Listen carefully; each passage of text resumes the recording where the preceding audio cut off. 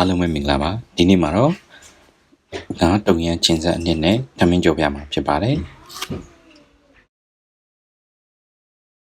ပစ္စည်းတွေကတော့ရှင်ပြုံးငါတုံရန်ချင်းဆက်အနှစ်ရဲ့ကြက်သွန်နီခင်းကျင်ဒီမြုပ်တီးစိန်ရှမ်းနနကြက်ဥနဲ့နောက်ပြီးတော့ခင်းကျင်ဒီအသေးလေးပေါ့နော်ခင်းကျင်ဒီအသေးလေးတွေထည့်ထားဖြစ်ပါတယ်အရင်ဆုံးထမင်းကြော်ဖို့အတွက်ပေါ့နော်တဲ့မကအောင်ပေါ့နော်ဥမကအောင်တဲဥပူပေးပြီးတော့စီထည့်ပြီးတော့စီပူလာအောင်လောက်ပါမယ်စီပူလာလို့ရှိရင်တော့စီတွေကိုပြန်ခတ်ထုတ်ထားလိုက်မယ်လိုသလောက်ဒီပဲခြံထားပြီးတော့ထမင်းကြော်မှာဖြစ်ပါတယ်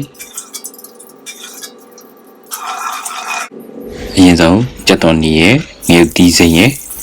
ခင်းကျတီအသေးလေးတွေကိုထည့်ပြီးတော့စီထပ်ပါမယ်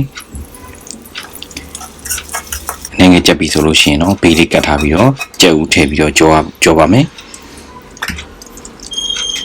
ပြီးလို့ရှိရင်တော့ထမင်းထည့်ပြီးတော့ကြောပေးမှာဖြစ်ပါတယ်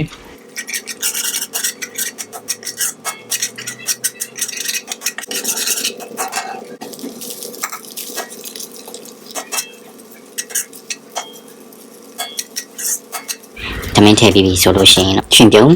ငါတုံရန်ချင်းစားအနှစ်ကိုထည့်ပြီးတော့ထမင်းနဲ့အနှစ်နဲ့တမသွားအောင်မှွေပြီးတော့ကြောပေးရမှာဖြစ်ပါတယ်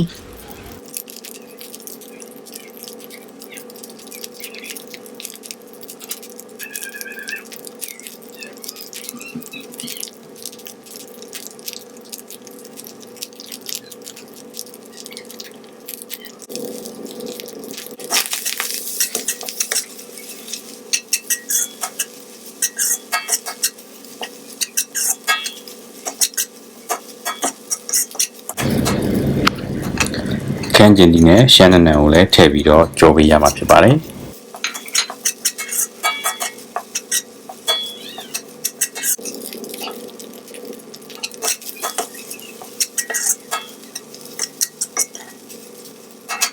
အရာလာမြည်ကြီးတို့အတော်ပဲဆိုလို့ရှိရင်တော့တံမြာဒီစိတ်ကိုညှစ်ထည့်ပြီးတော့အဆုံးသတ်လို့ရပါပြီအတွဲဖက်နေနဲ့တော့အိမ်မှာတွေ့တကူရှိနေတဲ့မြင်းခွာရက်ပင်စိမ်းရှောက်ဘလူးရက်ခင်းကျွတ်တီအသေးတွေနဲ့တွဲဖက်ပြီးတော့စားလိုက်ပါတယ်